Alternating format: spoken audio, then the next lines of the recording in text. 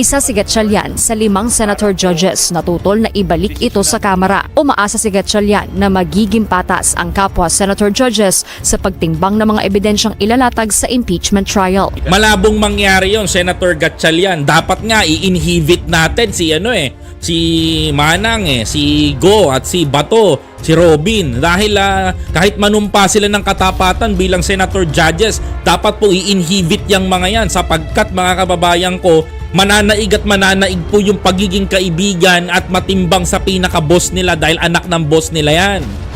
Hindi po magiging patas yung paglilitis kung ang nasasakdal ho ay anak ho ng mga boss nila. Parang ganito lang yan. Mga kababayan ko. Ako yung mayor, hawak ko yung judge, tas anak ko yung lilitisin. Maninimbang yung judge kasi bakit? Kaibigan ko yan, judge na yan.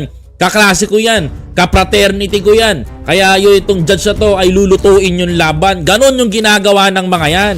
So, ako, suggestion ko lang din, sana pakinggan tayo na i-inhibit yan. Kasi pag hindi po na-inhibit yan, mga kababayan ko, matik, ang lamang po ay hindi boses ng taong bayan. Boses ho ng kanilang amo at pinaamuhan.